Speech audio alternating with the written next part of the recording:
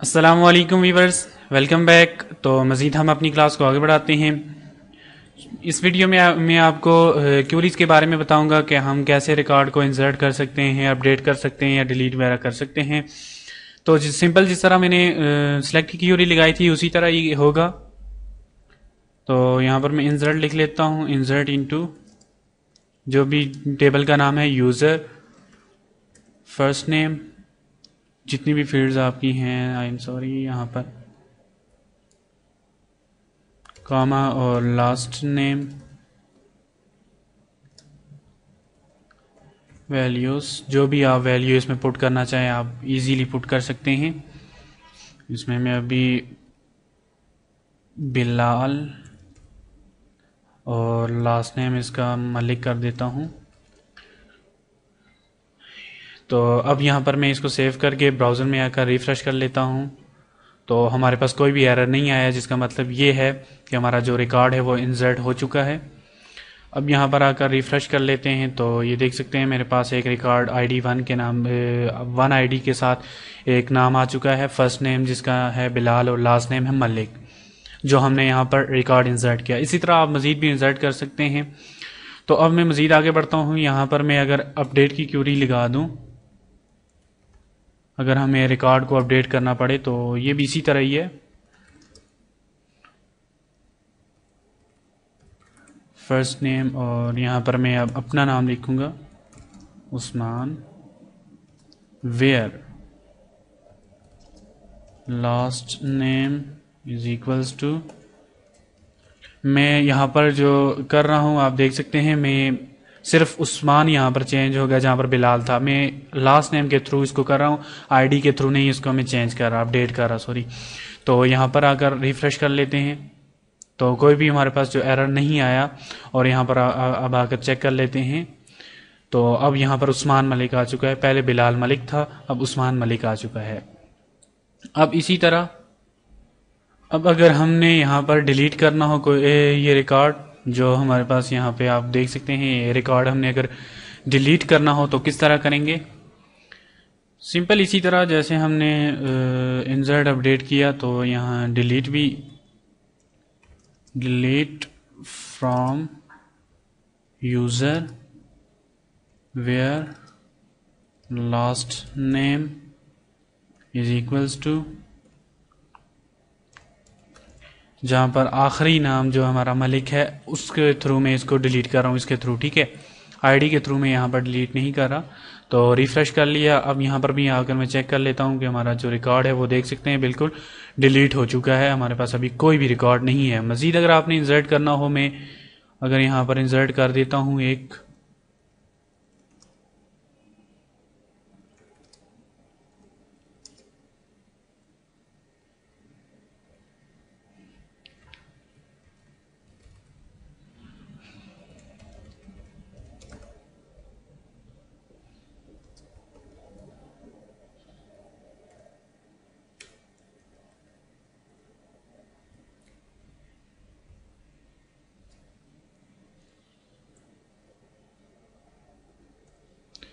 मैं मज़ीद एक रिकॉर्ड इंसर्ट कर देता हूँ ताकि 2-3 रिकॉर्ड, सॉरी,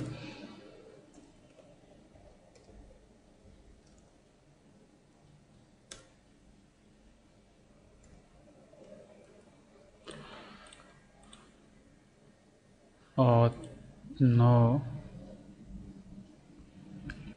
तो यहाँ पर हमने सिंगल कोटेशन कोड नहीं बंद किया था, आई एम सॉरी, जल्दी में इस तरह हो गया। तो ये एक रिकॉर्ड यहाँ पर मैंने इंसर्ट कर दिया।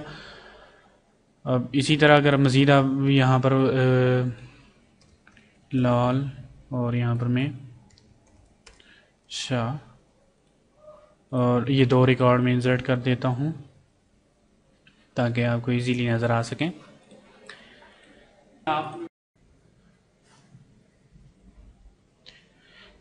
अब एक और फंक्शन में आपको बताता चलूँ, रो काउंट का, जो अगर आपने रो काउंट करनी हो कि मतलब आपकी कितनी रोज़ इंसर्ट हुई हैं या कितनी रोज़ आपकी डिलीट हुई हैं या कितनी रोज़ आपकी अपडेट हुई हैं, तो वो उसके लिए आपने क्या करना होगा। तो simple dollar row rows equals to dollar Curie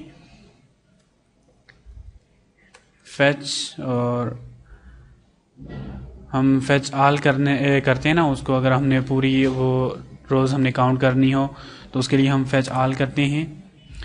तो ये भी अगर आप इको करवाना चाहें तो सारी जो जितनी भी जितनी भी उसने फेच की हों, रिकॉर्ड्स फेच किए हों, तो वो आपको इको कर देता है। लेकिन अब हम इस तरह करेंगे एक और, इससे आगे थोड़ा सा आगे बढ़ेंगे कि यहाँ पर अगर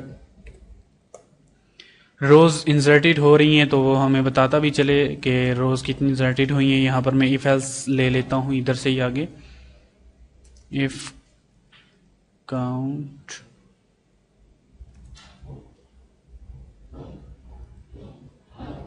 डॉलर रोज,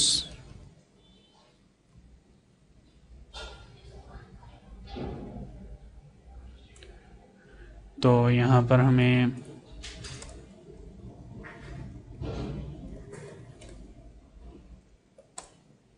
इको कर दे dollar query rows, sorry row count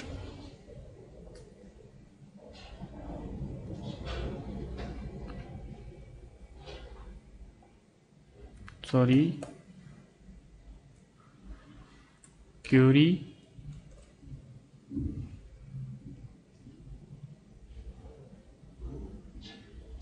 रो काउंट रिकॉर्ड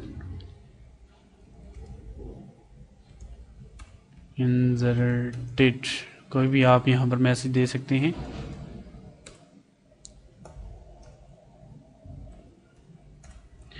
अब इसी तरह अगर एल्स में आ जाए, अगर हमारा कोई भी रिकॉर्ड नहीं आ रहा तो हमें मैसेज ये दे दे कि इको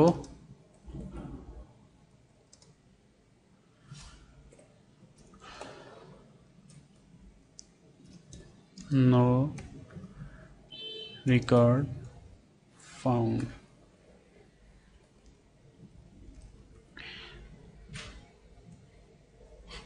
आई थिंक डबल हो गया।